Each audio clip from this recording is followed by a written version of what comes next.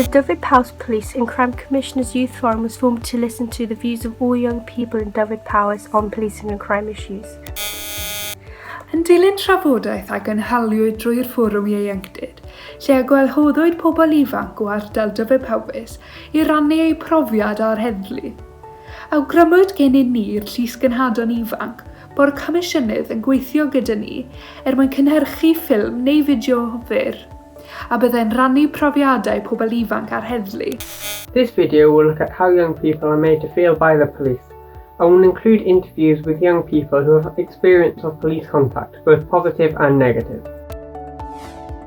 I remember my first ever situation with them. There was about 6 police officers, and they took me to the floor, and they literally held me down, and they put these black strips around my legs. They put my arms behind my back and cuffed me, and then put me in the back of the van.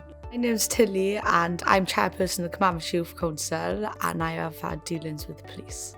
And I was looked after child.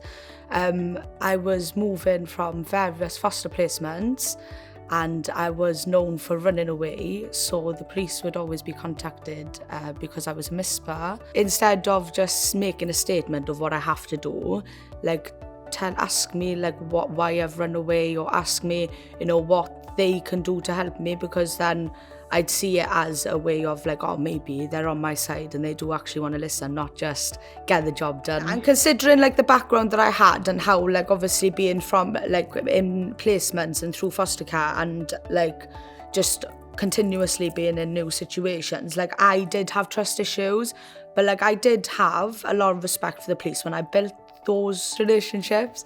So, but yeah, obviously it was difficult then when I did come across the ones that didn't understand or didn't want to understand my background. I've had a positive experience with the police for a racial incident that happened in Henley Park.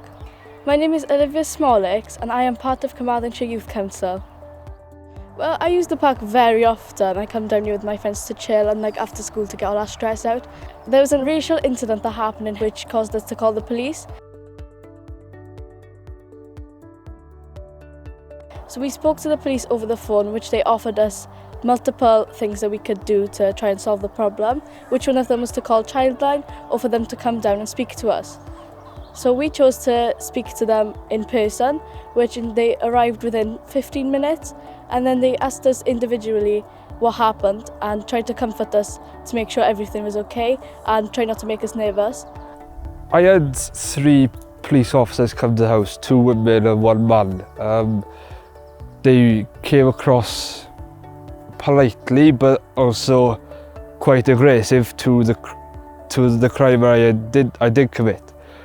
I thought if they had just explained their ways, and even up to the police up at Armorford, just explain what was happening, so I could be relieved. I didn't think they had explained what was happening to me clearly, and obviously I'd been locked away for 2 hours in a cell.